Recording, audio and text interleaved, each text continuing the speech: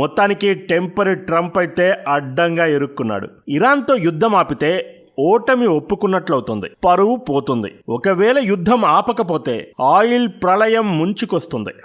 ఏమి సేతురలింగా అని ట్రంప్ బాత్రూంలో ఎక్కి ఎక్కి ఏడుస్తున్నాడు. ఆ ఫ్రస్ట్రేషన్లో ట్రంప్ అటు నాటో కంట్రీస్కి, ఇటు చైనాకి, అన్ని దేశాలకి వార్నింగ్ ఇచ్చి పడేస్తున్నాడు. ఒక మాటలో చెప్పాలంటే ట్రంప్ తన గొయ్యి తానే తవ్వుకుంటున్నాడు.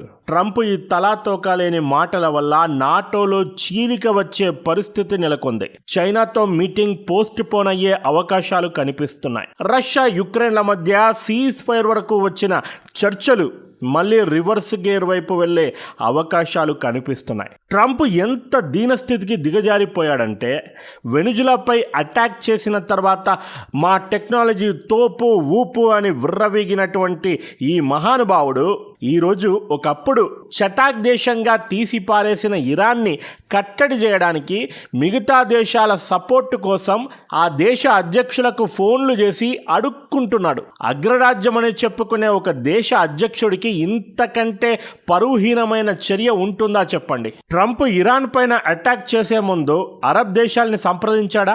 సంప్రదించలేదు. పోనీ నాటో దేశాలకి చెప్పాడా? చెప్పలేదు. రాత్రికి రాత్రి ఎవ్వరికి చెప్పా పెట్టకుండా యుఎస్ మరియు ఇజ్రాయెల్ కలిసి ఇరాన్ పైన అటాక్ చేశారు. ఇక్కడ ఇరాన్ అమెరికా పైన అటాక్ చేయలేదు, ఇరాన్ ఇజ్రాయెల్ పైన అటాక్ చేయలేదు. అమెరికా మరియు ఇజ్రాయిల్ ఇరాన్ పైన అటాక్ చేశాయి. అటాక్ చేసే ముందు ఆలోచించుకునే చేసుంటారు కదా. యుద్ధ పర్యావసానాలను ఎదుర్కోవడానికి మానసికంగా సిద్ధమయ్యే అటాక్ చేసుంటారు కదా. అటాక్ ఏమో మీ రెండు దేశాలు చేశాయి, కానీ ఇరాన్ కౌంటర్ అటాక్ చేస్తే ప్రపంచ దేశాలన్నీ రావాలంటున్నాడు. ఇది ఎక్కడి లాజిక్? ఇది నేను అడగట్లేదండి, అమెరికా మిత్ర దేశాలే అడుగుతున్నాయి. అటాక్ చేసిన తర్వాత నెక్స్ట్ డే యూకే మరియు స్పెయిన్ లాంటి దేశాలని ట్రంప్ రిక్వెస్ట్ చేశాడు, మీ బేస్ల పై నుండి ఇరాన్ పైన అటాక్ చేయడానికి మాకు పర్మిషన్ కావాలి అని. దానికి ఈ దేశాలన్నీ కూడా ససేమిరా నో చెప్పాయి. ఇది ఇజ్రాయెల్ మరియు ఇరాన్ల మధ్య గొడవ. అనవసరంగా ఈ గొడవలకి మా దేశాలను లాగొద్దు. ఆల్రెడీ మేము రష్యాతో యుద్ధంలో ఉన్నాము, దానివల్ల మా ఎకానమీ మొత్తం కూడా రోడ్డున పడిపోయింది, మళ్ళీ కొత్తగా పెంట పెట్టొద్దు అని చెప్పి ఆ దేశాలు ట్రంప్కి నో చెప్పాయి బేస్లను ఉపయోగించుకోవడానికి. ఈ దేశాలు నో చెప్పగానే ట్రంప్కి ఎక్కడ లేని కోపం వచ్చేసింది. ట్రంప్ ఈగో హర్ట్ అయ్యింది. యూకే ప్రైమ్ మినిస్టర్ స్టార్మర్ పైన అయితే ఓపెన్గా మీడియా ముందు మండిపడ్డాడు. ఒక దేశ అధ్యక్షుడిని, అందులోనూ ఒక మిత్ర దేశం యొక్క అధ్యక్షుడిని విమర్శించాలంటే నువ్వు ఫోన్లో తిట్టు, లేదంటే 1-on-1 కలిసినప్పుడు నీ యొక్క అసంతృప్తిని వ్యక్తం చేయి, అంతే తప్ప ప్రపంచవ్యాప్తంగా మీడియా ముందు స్టేట్మెంట్లు ఇవ్వడం ఏంటి? ఒక దేశ అధ్యక్షుడిని కించపరుస్తూ మాట్లాడడం ఏంటి? యూకేలో 2వ ప్రపంచ యుద్ధం సమయంలో విన్స్టన్ చర్చిల్ ఉండేవాడు. యూకే మరియు అమెరికా అప్పట్లో పెద్ద పెద్ద యుద్ధాలు చేశాయి, కానీ ఇప్పుడున్న అధ్యక్షులకు చర్చిల్ అంత సీన్ లేదు అని తీసి పారేశాడు. ఒక దేశ అధ్యక్షుడిని ఇంత ఓపెన్గా తీసి పారేసే హక్కు నీకెవరిచ్చారు? శత్రు దేశాల అధ్యక్షులకి వ్యతిరేకంగా మీడియా ముందు మాట్లాడతావు. మిత్ర దేశాలని కూడా చూడకుండా ఫ్రాన్స్ అధ్యక్షుడికి వ్యతిరేకంగా మాట్లాడాడు, యూకే అధ్యక్షుడికి వ్యతిరేకంగా మాట్లాడాడు, జపాన్కి వ్యతిరేకంగా మాట్లాడాడు. ఈ దేశం ఆ దేశం కాదండి, అన్ని దేశాల అధ్యక్షుల్ని కించపరచడమే పనిగట్టుకున్నాడు. ఎర్రగడ్డలోకి తప్పించుకుపోయిన పేషెంట్ లాగా ప్రవర్తిస్తూ ఉన్నాడు. దాంతో UK prime minister Starmer array Trump గట్టిగానే హట్ అయినట్టున్నాడు అని చెప్పి నెక్స్ట్ రోజు ఏం చేశాడు అంటే 4వ రోజు అనుకుంటా ఇది జరిగింది, నేను 2 పెద్ద యుద్ధ నౌకలను పంపిస్తున్నాను ట్రంప్ అని ఓపెన్గా స్టేట్మెంట్ ఇచ్చాడు. దీనికి ట్రంప్ నేరుగా స్టార్మర్కి చెప్పొచ్చు కదా, లేదు మళ్ళీ మీడియా ముందుకు వచ్చి ఏమని స్టేట్మెంట్ ఇచ్చాడండి, నీ 2 యుద్ధ నౌకలు నువ్వు నీ దగ్గరనే పెట్టుకో, మాకు ఏ దేశం యొక్క దయాదాక్షిణ్యాలు అవసరం లేదు, యుద్ధం ఆల్రెడీ ముగిసిపోయింది, ఇరాన్ ఓడిపోతోంది, ఇక ఇప్పుడు నువ్వు యుద్ధ నౌకలు పంపించి రేపొద్దున బుక్కులలో రాసుకుంటావు ఈ అటాక్లో యూకే కూడా పార్టిసిపేట్ చేసింది, అమెరికాకు సపోర్ట్ ఇచ్చింది, ఇవి చెప్పుకోవడానికా నువ్వు ఇప్పుడు 2 యుద్ధ నౌకలు పంపిస్తున్నావు, మాకేం అవసరం లేదు నీ 2 యుద్ధ నౌకలు అని చెప్పి ఓపెన్గా చెప్పాడు. దీనిపైన మనం అప్పట్లో అనేక వీడియోలో చర్చించుకున్నామా లేదా? ఎందుకు ట్రంప్ అలాంటి స్టేట్మెంట్ ఇచ్చాడు? వెనుజులా తర్వాత ఇచ్చిన స్టేట్మెంట్స్, ఈ స్టేట్మెంట్స్ అన్నీ కలగలుపుగా చూసుకుంటే ట్రంప్ ఏమని భావించాడంటే ఈ ప్రపంచంలో అమెరికాకు మించినటువంటి సైన్యం ఏ దేశం దగ్గర కూడా లేదు, అమెరికాను ఓడించే సత్తా ఏ దేశానికి లేదు, మేము అనుకుంటే ఏ దేశం పైన అటాక్ చేయగలము, నాటో దేశాల అవసరం మాకు అసలు లేదు, అవి చటాక్ దేశాలు, వాటి సైన్యం అసలు ఉందా లేదా వాటికే తెలియదు, మా దయాదాక్షిణ్యాల మీద నాటో దేశాలు బతుకుతున్నాయి, నాటో దేశాల అవసరం నాకు లేదు, నా అవసరం నాటో దేశాలకు ఉంది. ఈ మైండ్ సెట్ ట్రంప్ బిల్డ్ చేసుకున్నాడు. అందుకే మాట మాట్లాడితే ట్రంప్ ఏమంటాడండి, నేను నాటో నుంచి వెళ్ళిపోతా, అమెరికాకి ఇందులో ఎలాంటి బెనిఫిట్ లేదు, మా మీద పడి బతుకుతున్నాయి ఈ దేశాలు, ఇలాంటి స్టేట్మెంట్స్ ఇవ్వడం మొదలుపెట్టాడు. దాంతో యూరప్ దేశాలు ఇకపైన ఈ అమెరికా పైన ఆధారపడితే లాభం లేదని చెప్పి సొంతంగా ఆర్మీని డెవలప్ చేసుకోవడం పైన, సొంతంగా ఆయుధాలను డెవలప్ చేసుకోవడం పైన ఇప్పుడు ఫోకస్ పెట్టాయి. దీనిపైన కూడా మనం అప్పట్లో వీడియో మాట్లాడుకున్నాం. జర్మనీ ముఖ్యంగా ముందు వరుసలో ఉంది. నాయకుడు అన్నవాడు ఒక మాట మాట్లాడితే ఆ మాట మీద ఉండాలి. మరి యూకే ప్రైమ్ మినిస్టర్కి నువ్వేమన్నా ఓపెన్గా, నీ 2 యుద్ధ నౌకలు నీ దగ్గరనే పెట్టుకో, మాకు నీ అవసరం లేదు, అమెరికాకు ఏ దేశం అవసరం లేదు అన్నావు. ఇరాన్ ఎప్పుడైతే ఈ స్ట్రేట్ ఆఫ్ హార్మోజ్ని మూసివేసిందో దీన్ని విడిపించడానికి ఇప్పుడు ట్రంప్ ప్రతి దేశ అధ్యక్షుడికి ఫోన్ చేసి, బాబాబు మీ సైన్యాన్ని కాస్త పంపిస్తారా, అమెరికా ఒంటరిగా ఇరాన్తో పోరాడలేకపోతుంది, మీ అవసరం మాకుంది, మీ సైన్యాన్ని పంపించండి ప్లీజ్ అని బతిమలాడుకుంటున్నాడు. పోరా నీ అవసరం నాకు లేదు అన్న దగ్గరికి వెళ్ళి, బాబు కాస్త వచ్చి నాకు హెల్ప్ చేస్తావా అనే స్థాయికి ఇరాన్ ట్రంప్ను తీసుకొచ్చింది. అంటే ఇక్కడ ఇరాన్ నైతికంగా విజయం సాధించినట్లే కదా. ట్రంప్ రిక్వెస్ట్ చేస్తే ఏ ఒక్క దేశం కూడా పట్టించుకోలేదు, ఆఖరికి G7 దేశాలు కూడా పట్టించుకోలేదు. ఫ్రాన్స్ ఏమంది, నేను సైన్యాన్ని పంపను అంది. ఆస్ట్రేలియా ఏమంది, నేను కూడా సైన్యాన్ని పంపను అంది. జపాన్ ఏమంది, నేను కూడా సైన్యాన్ని పంపను అంది. ఏ దేశం కూడా ఈ పెంటలోకి రావడానికి ససేమిరా నిరాకరిస్తున్నాయి. దాంతో ట్రంప్ అయితే కాళ్ళు లేదంటే తల, మళ్ళీ పాత అస్త్రాన్ని ఇప్పుడు సంధిస్తున్నాడు. అన్ని దేశాలని బెదిరిస్తున్నాడు, బ్లాక్మెయిల్ చేస్తున్నాడు. 7 దేశాల అధ్యక్షులతో ట్రంప్ నిరంతరాయంగా టచ్లో ఉన్నాడు. అందులో యూకే ఉంది, ఫ్రాన్స్ ఉంది, చైనా ఉంది, జపాన్ ఉంది, ఆస్ట్రేలియా ఉంది. నిజమండి మీరు విన్నది. ట్రంప్ ఏ స్థాయికి దిగజారంటే చైనాతో ఇప్పుడు సంప్రదింపులు జరుపుతున్నాడు. అంటే ట్రంప్ మిత్ర దేశాలు మాత్రమే అడుక్కోవట్లేదండి, శత్రు దేశాలను కూడా అడుక్కుంటున్నాడు. అంత స్థాయికి దిగజారిపోయాడు, అంతలా ఓడిపోతున్నాడు యుద్ధంలో. ఇప్పుడు మనసున్న మహారాజుల ఇంటికి అడుక్కునేవాడు పోతే పట్టడి అన్నం పెడతారు. అదే పాషాణ హృదయం గల వాడింటికి అడుక్కునేవాడు వెళ్తే ఏం చేస్తారు, పొద్దునే ఏంద్రా నడు అని ఎలగొడతారు. ట్రంప్ని చైనా ఇప్పుడు అలాగే ఎలగొడుతుందండి. మమ్మల్ని అడిగి నువ్వు అటాక్ చేసావా, ఒక దేశ అధ్యక్షునే లేపేశావు, అందుకే ఇరాన్ స్ట్రేట్ ఆఫ్ హార్మోజ్ని మూసివేసింది. నువ్వు పెంట పెట్టి ఇప్పుడు నా సైన్యాన్ని అక్కడికి పంపిమంటే నేనెందుకు పంపిస్తా అని చైనా చెప్పింది. దాంతో ట్రంప్ ఇప్పుడు చైనాను కూడా బ్లాక్మెయిల్ చేస్తున్నాడు. అసలు విషయం ఏంటంటే కొద్ది రోజుల్లో ఈ ట్రంప్ మరియు జిన్పింగ్ల మధ్య ఒక భారీ మీటింగ్ ఉంది. ప్రపంచం మొత్తం ఎదురు చూస్తున్నటువంటి మీటింగ్ ఇది. 2 శత్రు దేశాల అధ్యక్షుల మధ్య జరిగే మీటింగ్.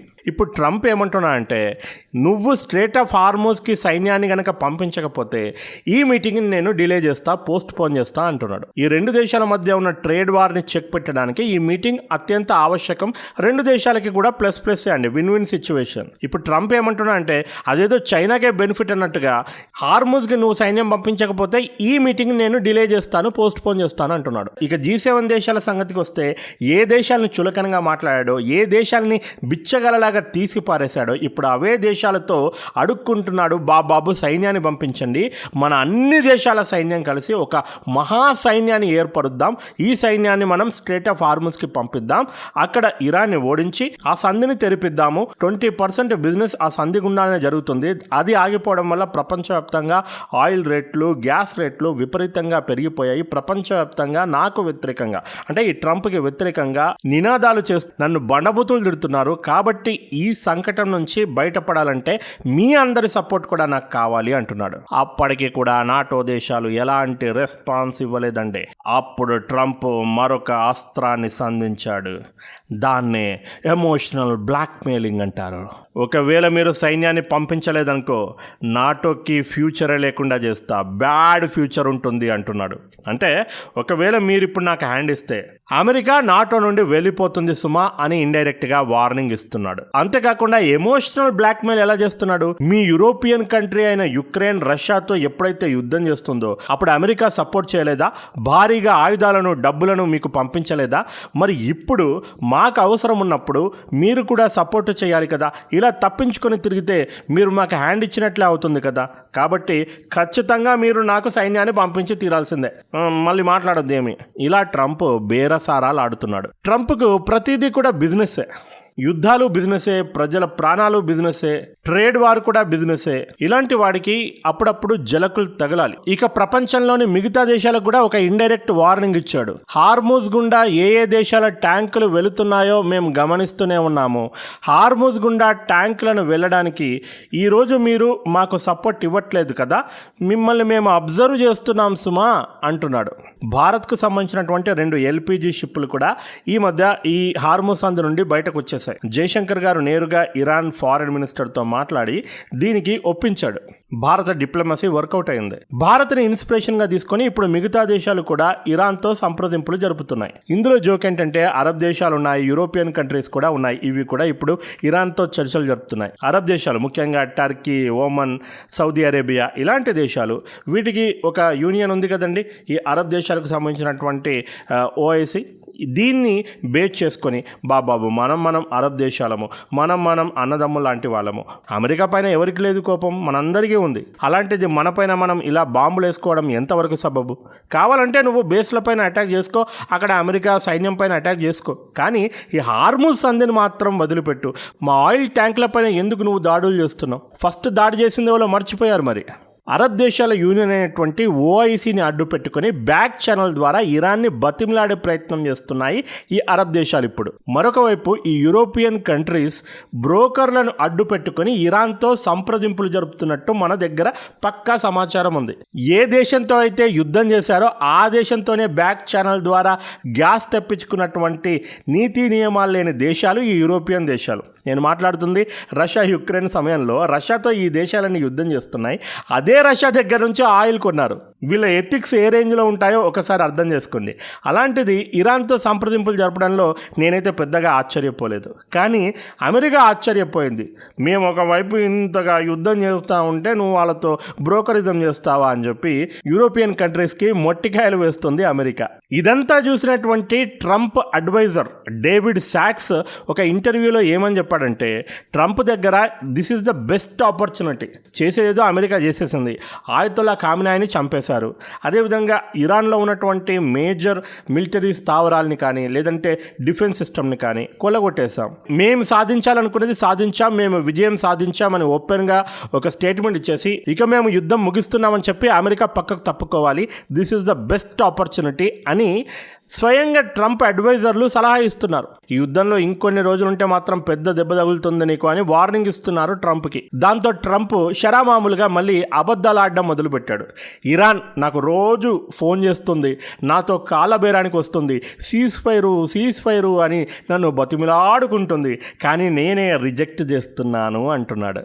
దీనికి ఇరాన్ ఓపెన్గా వాడు నాకు ఫోన్ చేయడం ఏంటి, మాకిప్పట్లో సీజ్ ఫైర్ చేసే ఉద్దేశమే లేదు, ఇవన్నీ ట్రంప్ అబద్ధాలు ఆడుతున్నాడు అని డినై చేసింది. ఒక రెస్పాన్సిబుల్ దేశ అధ్యక్షుడై ఉండి అబద్ధాలు ఎంత ఈజీగా ఆడతాడు.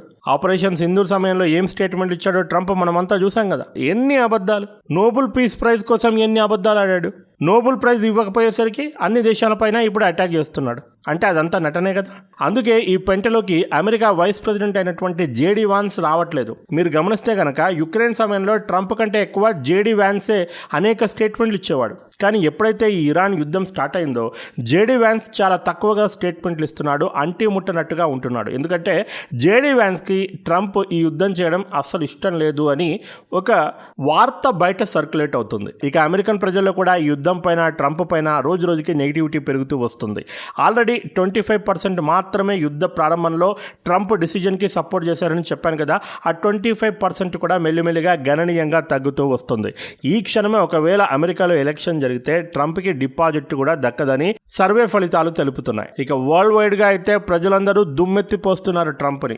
మన భారత్లో కూడా ఇప్పుడు ఎంత ఇబ్బంది అవుతుంది, గ్యాస్ దొరకట్లేదు, హోటల్లోకి వెళ్దామంటే రేట్లు విపరీతంగా పెరిగిపోతున్నాయి. ప్రతి ఒక్కరు కూడా ఎందుకురా ఈ యుద్ధం అని చెప్పి ట్రంప్ని తిడుతున్నారు. నువ్వు నిజంగా యుద్ధానికి వెళితే యుద్ధ పర్యవసనాలు అన్నింటినీ కూడా బేరీజు వేసుకుని వాటికి కౌంటర్ చర్యలు తీసుకొని ఆ తర్వాత యుద్ధానికి వెళ్ళుంటే బాగుండేది. ఏం ఆలోచించకుండా నేను అగ్రరాజ్యం 4 రోజుల్లో యుద్ధం ఫినిష్ చేస్తా అని నిన్ను నువ్వు ఎక్కువ అంచనా వేసుకుని యుద్ధంలోకి వెళ్ళి చతికిల పడ్డావు. నువ్వు చతికిల పడడమే కాకుండా ప్రపంచం మొత్తాన్ని కూడా ఇప్పుడు రోడ్డు మీదకి తీసుకొచ్చావు. ఇది జస్ట్ ట్రైలర్ మాత్రమే. యుద్ధం మరికొన్ని రోజులు గనక జరిగితే పరిస్థితి ఎంత ఘోరంగా ఉంటుందో ఊహకు కూడా అందదు. ఒబామా కాలంలో మీడియా మిడిల్ ఈస్ట్ అడ్వైజర్గా ఉన్నటువంటి వాలీ నసర్ ఏమంటున్నాడంటే, ఈ యుద్ధము ట్రంప్ చేతుల్లో నుండి అవుట్ ఆఫ్ కంట్రోల్ ఎప్పుడూ అయిపోయింది. ఇక ఈ యుద్ధాన్ని ఆపడం ఎవరి తరము కాదు.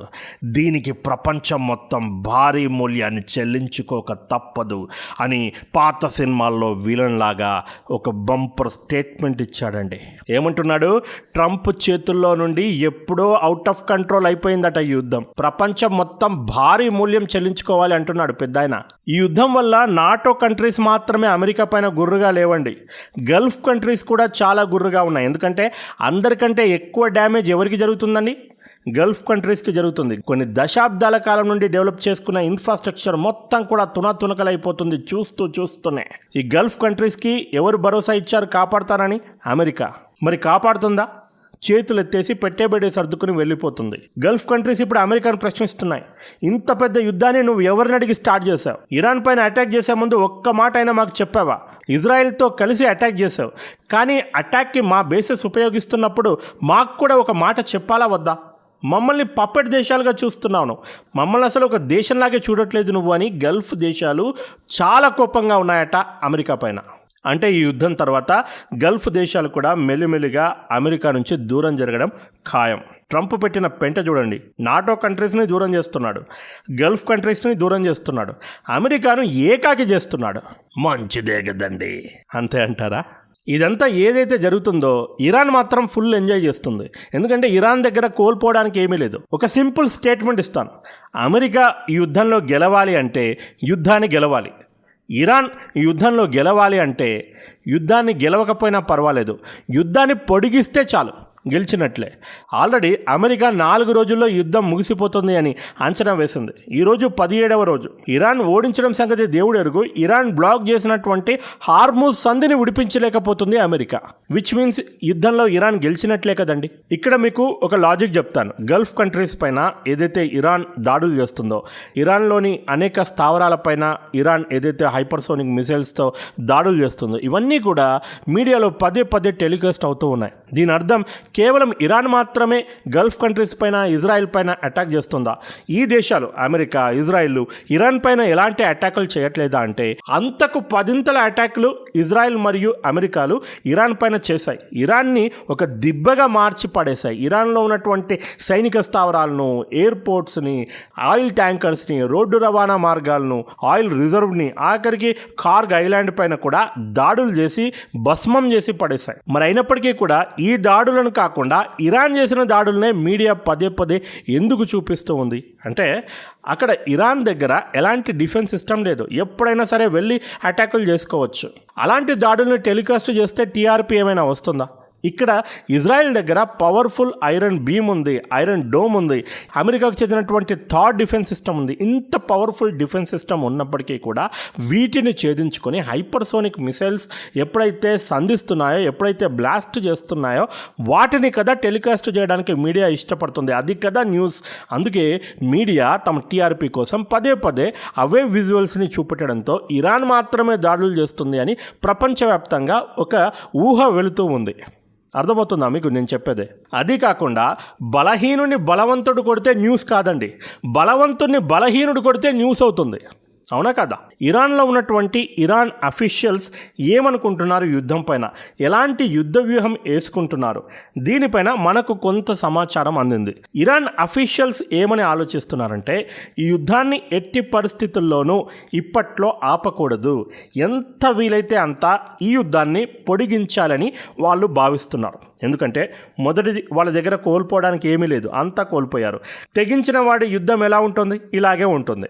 ఇక రెండవది, ఒకవేళ ఇప్పుడు అమెరికా ఒత్తిడికి తలొగ్గి సీజ్ ఫైర్కి కనుక ఒప్పుకుంటే మళ్ళీ 1 నెల తర్వాత, 2 నెలల తర్వాత, సంవత్సరం తర్వాత ఈ దేశాలు ఇలాంటి దాడులే ఇరాన్ పైన మళ్ళీ రిపీట్ చేస్తాయి.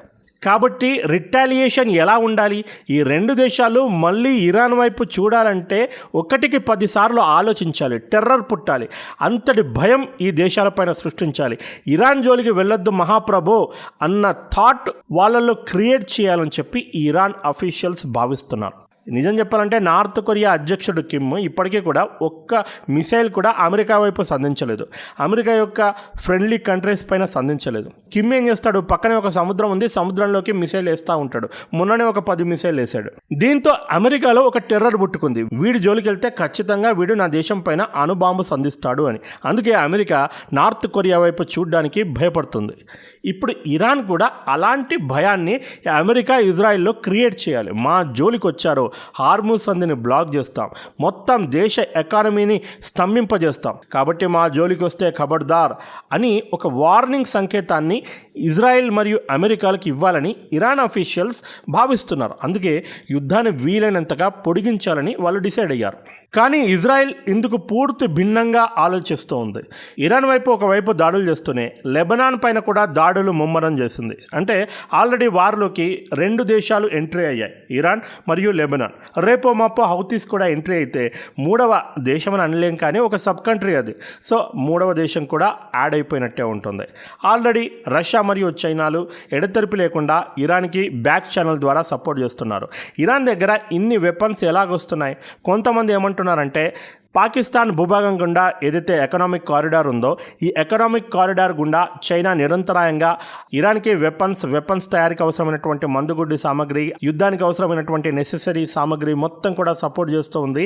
పాకిస్తాన్ భూభాగం గుండా మొత్తం జరుగుతూ ఉంది. అంటే ఈ పెంటలోకి ఇండైరెక్ట్గా పాకిస్తాన్ కూడా మెల్లిమెల్లిగా లాగబడుతుంది.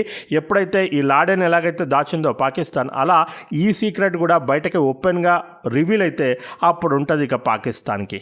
అంటే ఒక్కొక్క దేశము ఇండైరెక్ట్గా మెల్లిమెల్లిగా యుద్ధంలోకి లాగబడుతున్నాయి. నిన్న దుబాయ్ ఎయిర్పోర్ట్ పైన భారీ అటాక్ చేసింది ఇరాన్. దెబ్బకి దుబాయ్ ఎయిర్పోర్ట్ క్లోజ్ అయిపోయింది. మన భారత్ నుంచి కూడా దుబాయ్ వెళ్ళవలసినవి మళ్ళీ రిటర్న్ వచ్చేసాయి. ఇప్పుడు కొన్ని గంటల క్రితం మళ్ళీ కొన్ని ఫ్లైట్స్ ఎగరడం మొదలు పెట్టాయని తాజా సమాచారం. హీరో విలన్ కొట్లాడుకొని కమెడియన్ చంపినట్టు ఈ 2 దేశాలు కూడా యుద్ధం చేస్తూ డ్యామేజ్ మాత్రం గల్ఫ్ దేశాలకు చేశాయి. గల్ఫ్ దేశాలు తీవ్రంగా యుద్ధంలో నష్టపోయాయి. ఖచ్చితంగా యుద్ధం తర్వాత గల్ఫ్ దేశాలు అమెరికాతో ట్రీట్ చేసే విధానంలో, చూసే తీరులో చాలా అంటే చాలా మార్పు రాబోతుంది, గమనించండి. మరి ఈ పెంట నుండి ట్రంప్ ఎలా బయటపడతాడో చూడాలి. ఇది వీడియో, మరో వీడియోతో మళ్ళీ కలుద్దాం. This is Prashant signing off. Bye bye and take care. జై హింద్, వందే మాతరం.